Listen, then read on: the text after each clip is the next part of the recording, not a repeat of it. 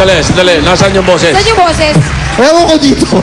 Labo mo! Busy daw siya. I'm busy! Dapat hindi Lady Gaga. Halika rito, Lady Gaga. Halika rito. Si BJ!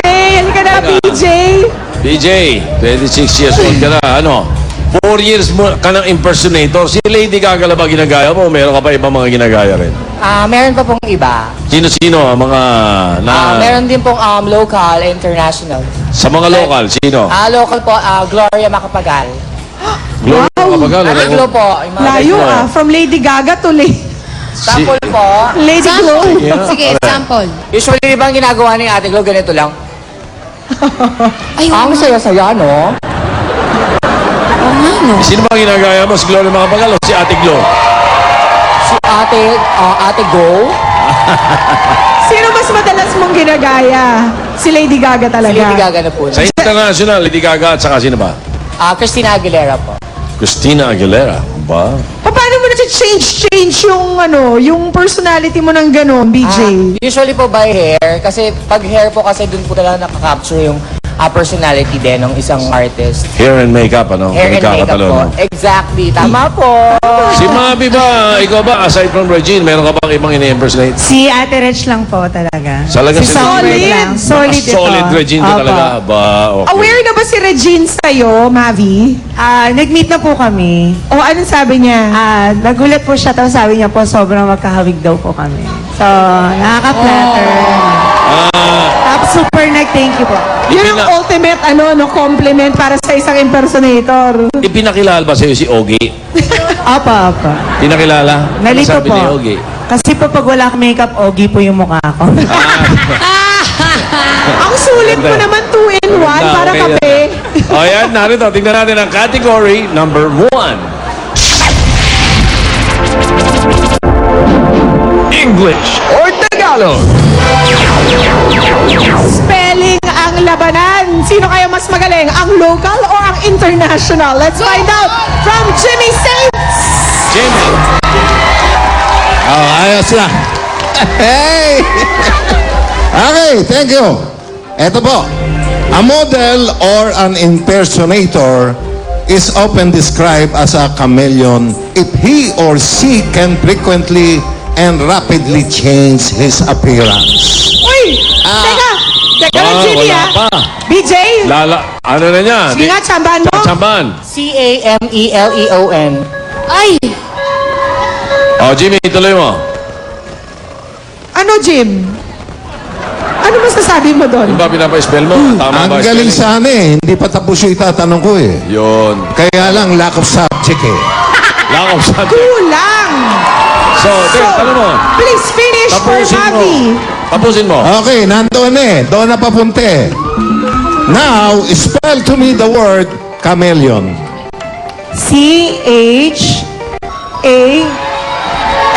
C-H-A-M-E-L-I-O-N.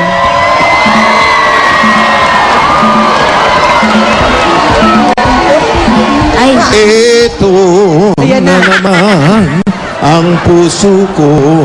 Mali! Wrong subject. Ayan! Mali eh. Isang letra lang, Isa tama, lang Jimmy. eh. Oh, tama na eh. Oh, nandoon na oh. L-E-O-N, Nakamali ano? lang doon sa I, oh. Dapat E. Substitution I for So, E. ibig sabihin, tabla sa zero. Wala Oy, pa lang tingnan na mo score. Tabla sa zero. Mauna ka, international boy. Can I try, Chameleon? Can I try? Sige nga. C-A-M-E-L space Y-U-N. Hey! Why you? Okay. Eto na. Camel yun. Eto na. Camel yun naman yun eh. 4 years na ang impersonator, Nicole Scherzinger. Ang kanyang talent, kakanta po siya, Hush, Hush. Eto, si Naomi!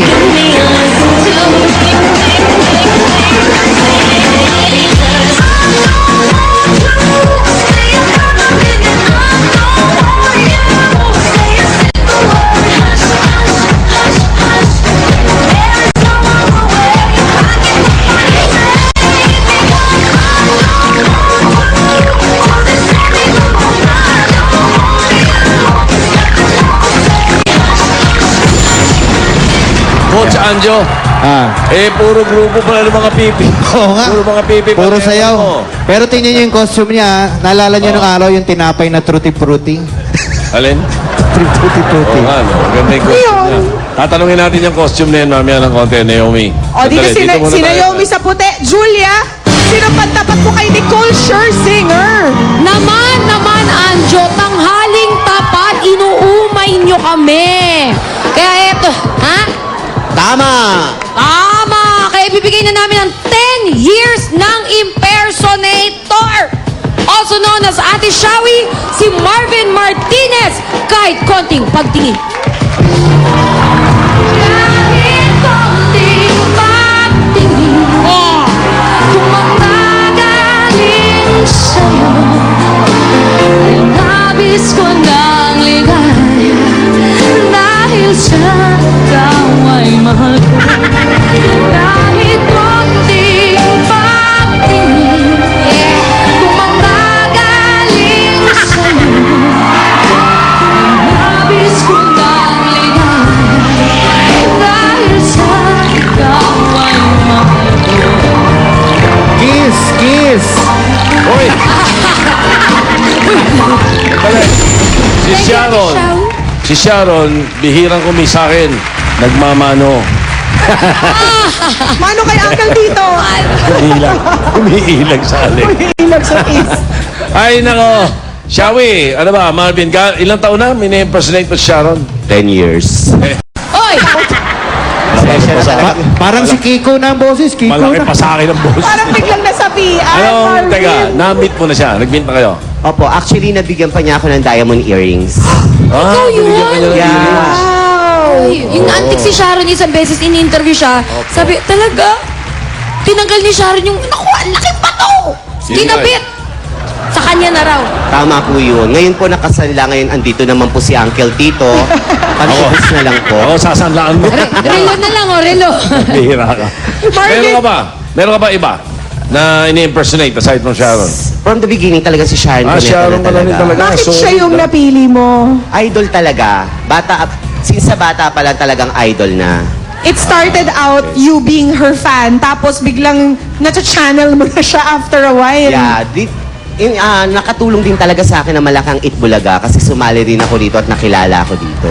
Ayun. Ano na yung naipon mo, Marvin, or naipundar mo dahil sa paggaya mo kay Ate Shawi? Tama lang din nakapag-ipon ng mga gamit sa bahay, dahil sa ginagaya ko siya, nagkaroon na rin ng mga nag-endorse rin ako ng isang subdivision sa Cavite.